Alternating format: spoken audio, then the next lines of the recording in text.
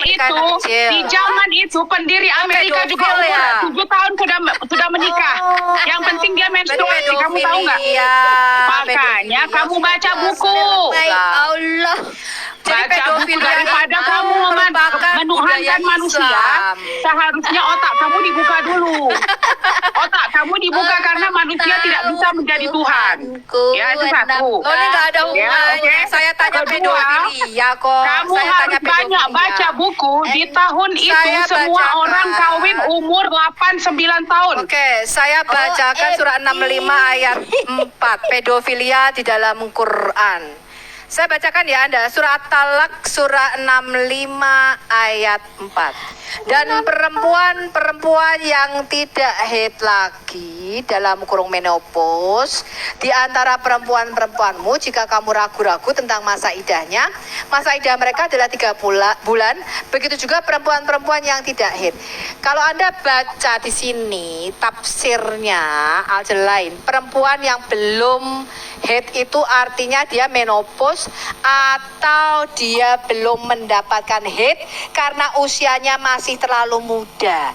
Jadi pernikahan di usia muda belum haid itu diperbolehkan di dalam Islam, ada fatwanya.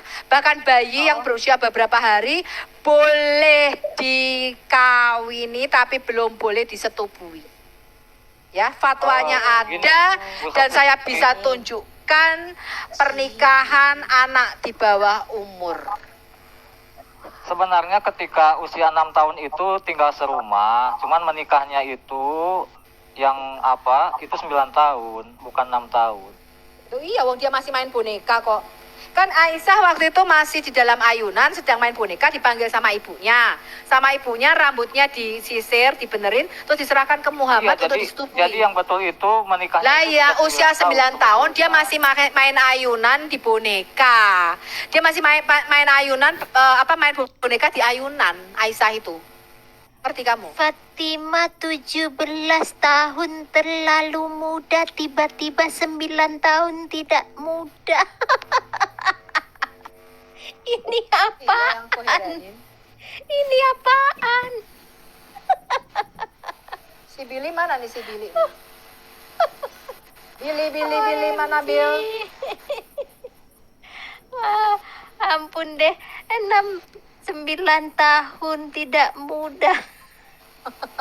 Order by jadi mereka malu loh. Ternyata mereka tuh malu. Mereka malu nabinya usia 51 tahun menikahi Aisyah 6 tahun tuh malu. OMG, 17 tahun terlalu muda tetapi 9 tidak. Aku mau nanya aja Yudi ya. Kalau Yudinya udah kabur. Oh, masih itu sih Yudi. Tadi siapa tadi yang keluar? Aduh, ampunilah aku. Ya gimana Bu Uti, gimana? Ya, yang keluar. Bu Uti, suaranya mendem Bu Uti. Kecil ya suaranya. Iya, suaranya dibagusin sedikit Bu Uti. Agak apa biasanya nih? Nah, itu lumayan. Ya, aku mau nanya, tolong dijawab. Apa sih yang dibatasi di dalam Islam soal menikah? Gimana? Ini nggak ada batasan. Apa sih yang dibatasi istilahnya yang diharamkan yang dibatasi ya untuk menikah itu apa gitu? Nah, kalau di kami kan ya, tidak boleh menikah. Dalam Islam itu kan menikah itu ada rukun nikah, ada syarat-syarat yang harus dipenuhi. Gitu. Iya.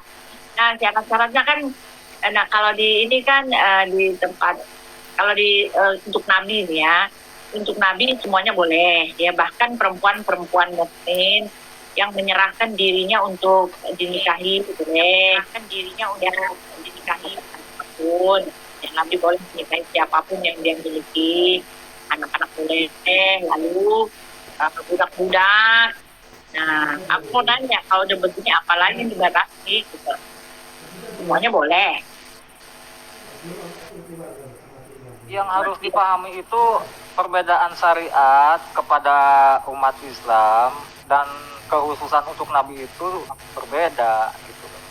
Nah, sekarang pertanyaan aku, ya kekhususan untuk Nabi beda. Sekarang apa sih hikmahnya yang Allah berikan untuk umatnya jika kalian hanya Iya. Sebenarnya gini aja Bu Uti simpelnya.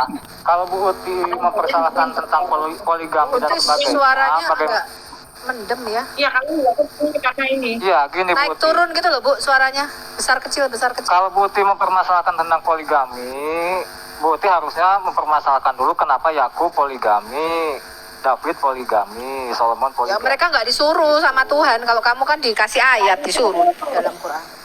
Yakub itu Tidak, nggak kami pun tidak disuruh. Itu kan hanya kebolehan. Itu hanya kebolehan saja.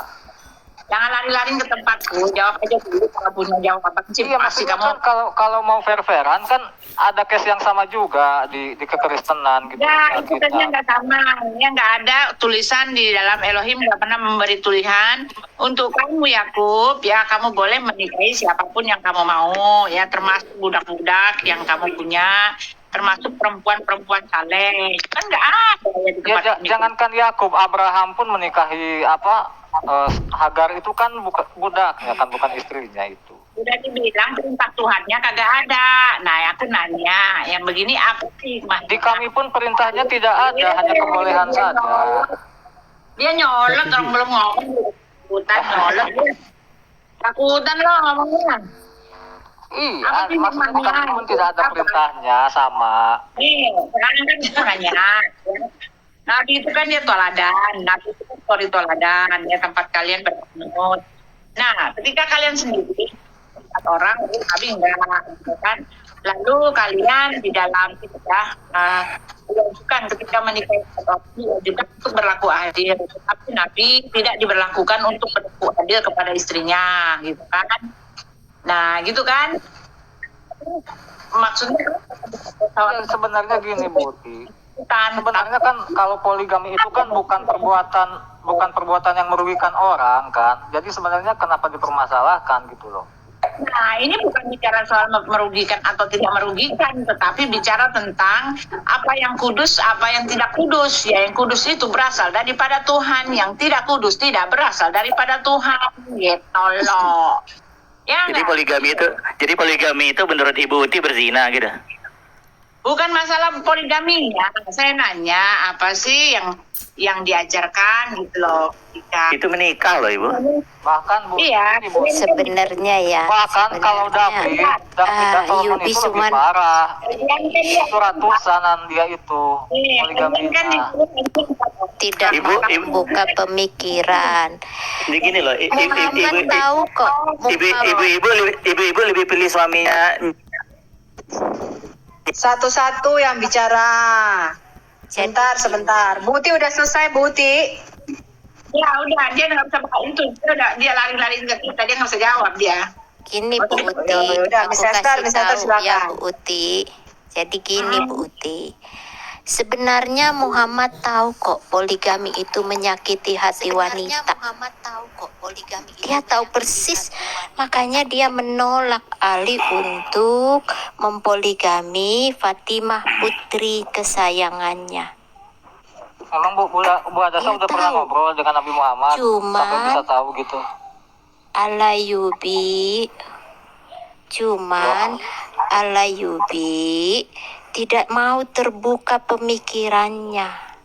Dia cuman pusing dengan Miss Hadasa udah pernah ngopi-ngopi belum sama Muhammad gitu. Kan katanya tadi tahu katanya. Tahu dari mana? Karena ada di hadis. Yubi, ada di hadis. Bukan Awas karena ya, saya sekali lagi ngopi-ngopi. Ngopi-ngopi bareng, Bukan. gua turunin lu. Berarti Bu Hadasa Capek aku sekarang sama kamu percaya ya. hadis. Bu Hadasa percaya hadis nih. Saya bukan masalah percaya atau enggaknya, tetapi itu yang kalian percayai sebagai buku kedua. Hadis apa yang kamu mau sampaikan? Aku mau tahu.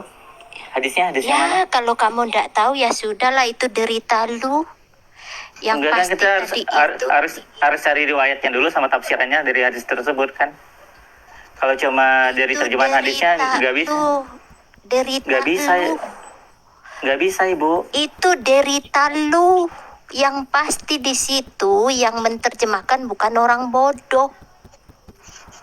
Enggak Bu, hadis Kecuali itu terjemahannya nanti ada kalian tafsirnya. bodoh-bodoh semua. Ada tafsirnya Ya. lagi Bu. Ya terserah kalian, yang pasti itu penterjemah bukan bodoh. Dia menerjemahkan itu dengan sebaik mungkin. Yang baca biasanya Ya, bisa jadi harus bodoh, kamu Ibu. ingat. Yang baca biasanya bisa jadi Terserah bodoh kamu juga, yang Ibu. pasti Karena nggak paham apa yang dibacanya. Itu Ali itu ndak boleh mempoligami Fatimah. Gara-garanya Fatimah bisa sakit hati nantinya. Nabimu tahu itu. Itu loh brother. Kalau kamu nggak tahu hadis itu derita lu, bukan derita gua. Jadi Makanya sekarang- rajin baca. Ya, jadi Bu Hadasa sekarang mau menjadi pembela hak wanita gitu ya, hak asasi wanita perempuan. Oh, dari dulu saya, dari dulu Oke, saya. oke. Iya, aku tanya dong. Di dalam salah satu ayat Quran itu ada ayat yang Muhammad itu bahkan minta pertolongan Allah, para malaikat dan orang-orang mukmin gara-gara pertengkaran dia dengan Hafsah dan Aisyah.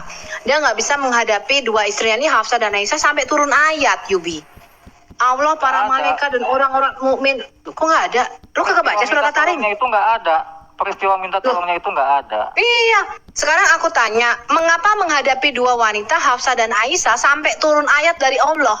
Allah, Jibril, para malaikat dan orang-orang mukmin kok sampai ikut-ikut dalam urusan rumah tangga Muhammad itu, sampai buat ayat itu gimana ceritanya coba? Ya itu kan teguran Allah kepada istri Nabi. Kalian tahu nggak berapa istrinya Sayyidina Ali? Enggak, kamu jawab dulu. Kalian jawab dulu. Mengapa ketika Muhammad tidak sanggup, kenapa Muhammad bertengkar dengan Hafsah dan Aisyah, tidak sanggup menghadapi istrinya? Kok sampai turun ayat itu loh? Allah, Jibril, para malaikat, orang-orang mukmin. Kok bisa hanya menghadapi dua wanita? Iya, aku tanya, kenapa Allah, para malaikat, Jibril, orang-orang mukmin harus ikut campur dalam urusan rumah tangga antara Muhammad, Hafsah dan Aisyah? Itu teguran Allah kepada para istri Nabi untuk mentaati Nabi, begitu maksudnya. Bukan. Allah dan para malaikatnya orang-orang mukmin. Sampai orang-orang kalian mukmin ikut-ikutan membela nabimu dalam pertengkaran antara nabimu dengan Hafsah dan Aisyah. Iya, tapi Kenapa nabimu nggak bisa menghadapi dua wanita itu? konteksnya itu adalah teguran gitu loh maksudnya. Yubi, kamu belum jawab saya, Yubi. Belum jawab saya. Jawab dulu dong. Jawaban apa Ibu Uti? Apa pertanyaannya? Ini hikmahnya. Ya kan? Itu coba lu Kalian kan sebelum tanya. itu hanya 4 orang. Tetapi untuk Nabi kan tidak ada kesempitan menikahi siapapun. Nah, setelah kalian menikahi 4 orang, kalian harus berlaku adil. Tetapi di dalam Al-Ahzab 51 dikatakan Nabi tidak mendapatkan kewajiban untuk berlaku adil kepada istri-istrinya. Terserah Nabi ya. Orang siapa ini kita baca aja ya ayatnya ya. Jadi terserah Nabi. Nah, masalahnya pertanyaan saya, ini hikmahnya apa? Karena seorang Nabi, dia adalah panutan. Ya, bagaimana dia bisa tahu bahwa kalau tidak berlaku adil akan menyakitkan umatnya gitu kan? Menyakitkan. Dia nggak dikenakan itu, nggak dikenakan kewajiban untuk berlaku adil. Nah, makanya Fatimah, ya istri-istri Nabi kan pernah meminta kepada Fatimah, anaknya Nabi, untuk datang kepada Nabi Muhammad untuk meminta keadilan, gitu kan? Tetapi Nabi Muhammad malah mengatakan kasihilah si Aisyah, gitu, cintailah Aisyah. Ini ayatnya aku kasih ya. Nah ini hikmahnya apa yang begini? Kan kasihan istri-istrinya itu. Nah setelah itu ya mereka sudah istri-istrinya Nabi kan tidak mendapatkan perlakuan untuk adil. Setelah itu kalau Nabi mereka menikah, Buti mau bertanya apa mau curhat ini? Lagi. Nah, Buti mau bertanya apa mau curhat kok kepanjangan. Hikmahnya apa? Jadi apakah ini kayaknya sih menguntungkan Nabi doang gitu? Ya ini kan kalau mereka udah Nabi meninggal kan istri-istrinya nggak boleh menikah lagi. Ya gimana hikmahnya? Untuk apa yang diajarkan gitu? Apa yang diajarkan gitu? Enggak.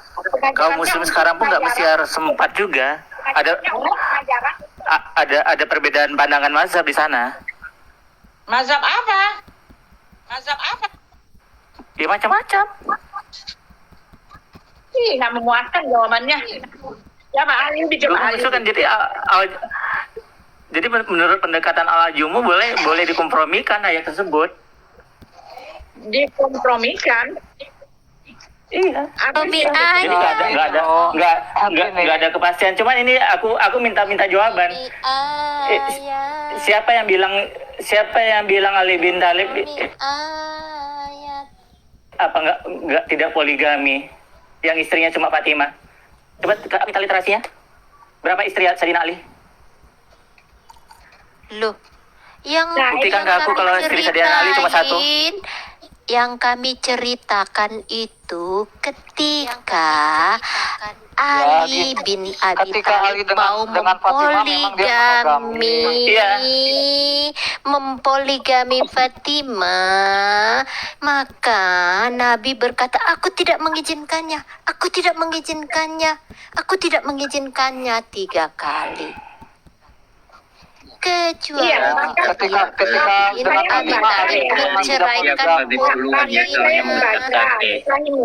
Saya membaca ya, itu kan Aisyah. Oke, aku juga pamit ya, Bu Sofi dan semua. Enggak.